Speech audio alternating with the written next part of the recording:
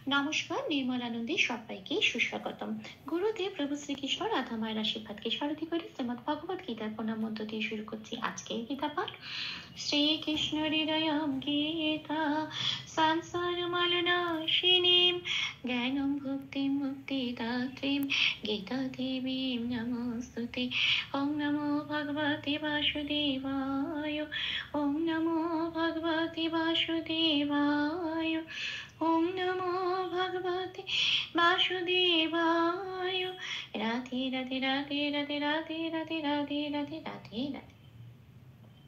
শ্রীমদ্ ভগবত গীতা দ্বিতীয় অধ্যায় শ্লোক নম্বর ৬২। ধ্যায়াতো বিষয়ং পুংসঃ সঙ্গস্তেষুপজায়তে সঙ্গাৎ সঞ্জায়তে কামঃ কামাৎ ক্রোধোভিজায়তে। আচ্ছা, এখানে শ্লোকটায় প্রথম লাইনের প্রথম পাঠটুকু হলো ধায়াত বিষয়ান পুংসঃ বিসর্গ আছে। এটা আমি বাংলায় বললাম, এবার দেখি এটাকে কিভাবে সংস্কৃততে উচ্চারণ করব। সেই জন্য বাংলা হরফে প্লাস প্লাস দিয়ে একটু সাজিয়ে নিয়েছি, কিছু কিছু জায়গায় লাল দিয়েছি। যে যে জায়গাগুলো লাল দিয়েছি সেই সেই জায়গাগুলো চান্টিংয়ে চলনের সময় উচ্চারিত হবে না, ঠিক তার ওপরের ব্র্যাকেটে যে অক্ষরগুলো দেওয়া আছে সেগুলোই উচ্চারিত হবে। এখন দেখি প্রথম লাইনের প্রথম পাঠটুকু কিভাবে সংস্কৃততে উচ্চারণ করব। আচ্ছা, ধিয়াত, এখানে ধয় জাপালা আকারে লাল দিয়েছি কেন? কারণ জপালার উচ্চারণটা বোঝানোর জন্য। পাশের ক্যালেন্ডারে ১ নম্বরে তালিকাভুক্ত করে দেওয়া আছে অন্তস্থ জয়ের উচ্চারণ সংস্কৃততে হস্যই প্লাস অন্তস্থ ইয় বলতে হয়, কিন্তু আমি ওপরে ব্র্যাকেটে কি দিয়েছি? হস্যই প্লাস অন্তস্থয় আকার। কেন? কারণ এখানে ধয় জফলা আকার আছে, সেই জন্য। এইবার এই জফলা আকারের উচ্চারণটা উপরে ব্র্যাকেটে দেওয়া আছে, এটা এবার ধয়ের সাথে পড়ে দিতে হবে। ধয়ের সাথে এটা পড়ালে কি রকম উচ্চারণটা বেরিয়ে আসে? ধয় হস্যই অন্তস্থ আকার ধিয়া। এখানে সংস্কৃত উচ্চারণটা ঠিক সেরকম হবে। তাহলে কি হলো? অতটা যেমন আছে তেমনই রেখে দিলাম। তাহলে কি রকম শব্দটা পেলাম? ধিয়া অত, এটা। আচ্ছা, বিষয়ান, বিষয়ানে বয় হস্যই আছে, কিন্তু সংস্কৃততে বয়ের উচ্চারণ ও প্লাস দা ওয়া হয়, কিন্তু এখানে আমি সেটা দিইনি। কেন? তার কারণ একটু লক্ষ্য করলে দেখা যাবে বয়ের পিঠটা কাটা আছে। যে যে অক্ষরের যে যে বয়ের পিঠটা কাটা থাকবে সেখানে সেখানে বয়ের উচ্চারণ একদম বাংলা বয়ের মতোই হবে। কাজেই বিটা বি বলেই রেখে দিলাম। পিঠ কাটার মধ্যে স্বটা পূর্ণরূপে উচ্চারিত হবে, স বলে রেখে দিলাম। আনটা খেয়াল রাখতে হবে, নয় হসন্ত আছে, কাজেই সে আগের অক্ষর অন্তস্থ আকারের সাথে জুড়ে উচ্চারিত হবে, কারণ এটা অর্থ না।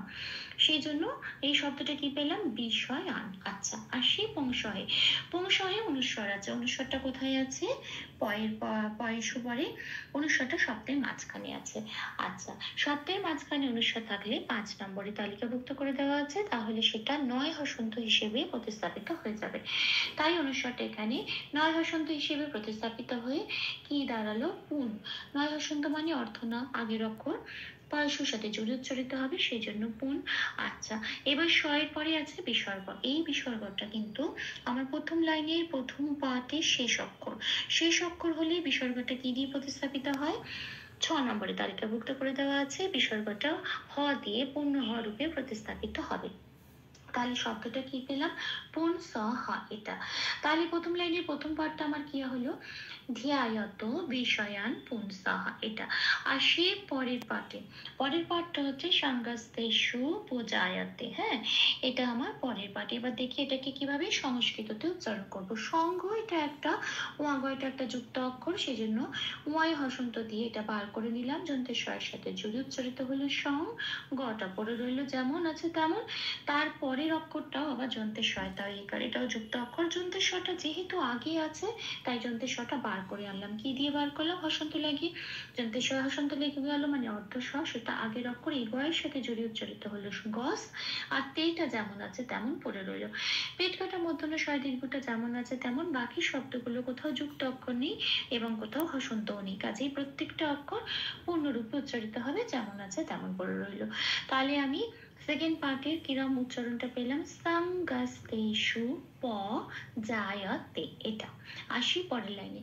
আচ্ছা, সাংগাত সঞ্জায়তে কামা, এখানে বিসর্গ আছে, এইটুকুনি হচ্ছে আমার পরের পাঠ। আচ্ছা, সাংগাতে ওয়া গয় আছে, ওয়া গয় থাকার জন্য এই ওয়াটা হসন্ত লাগিয়ে দন্তেশ্বয়ের সাথে জুড়ে উচ্চারণ করতে হলো সং, আর গটা পড়ে রইল। এবার গয়াকারের পরে খন্দত্ব আছে, খন্দত্ব থাকলে সংস্কৃততে 7 নম্বরে তালিকাভুক্ত করে দেওয়া আছে, সেটা তয় হসন্ত দিয়ে প্রতিস্থাপিত হয়ে যায়। তাহলে আমি কি পেলাম, সাংগাত। যেহেতু তয় হসন্ত অর্থতক আগের অক্ষর গয়াকারের সাথে জুড়ে উচ্চারিত হবে, তাই আমি শব্দটা পেলাম সাংগাত। আচ্ছা, তারপরে সঞ্জয়াতে, সঞ্জয়াতে ইয়া জয়টা একটু ভেঙে নিলাম, ইয়া উচ্চারণটা সংস্কৃতে একটু ন ঘাসা হয়, তাহলে ওটা দন্তেশ্বয়ের সাথে জুড়ে উচ্চারিত হলো সাং, যাটা যেমন আছে তেমন করে রইল, অন্তঃস্থ তয়িকা যেমন আছে তেমন করে রইল। তারপরে শব্দ আছে কাম, এখানে একটা বিসর্গ আছে।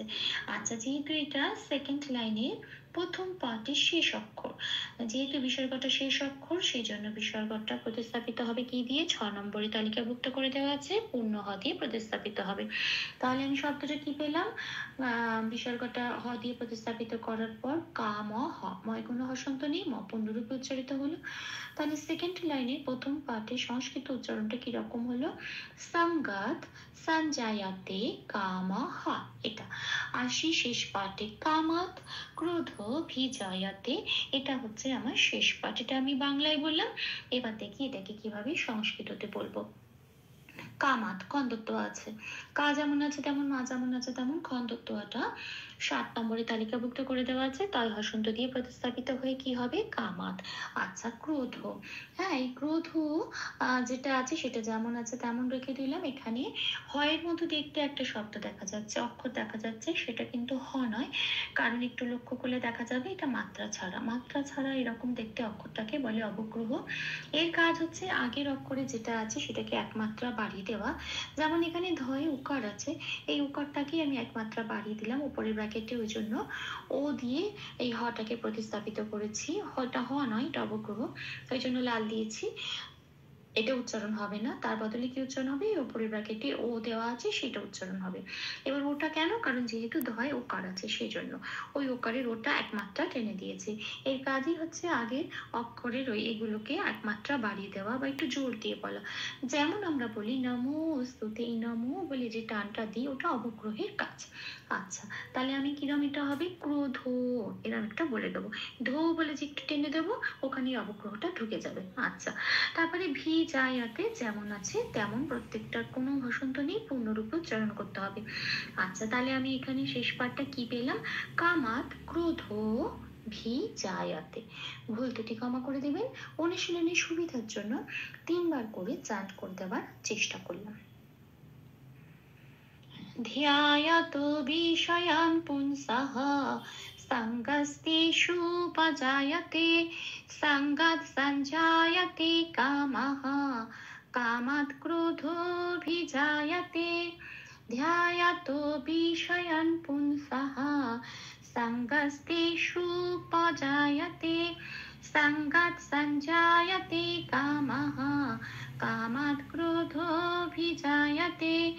ধ্যায়াতো বিষয়ান পুংসঃ সঙ্গস্তেষুপজায়তে, সঙ্গাৎ সঞ্জায়তে কামঃ, কামাৎ ক্রোধোऽভিজায়তে।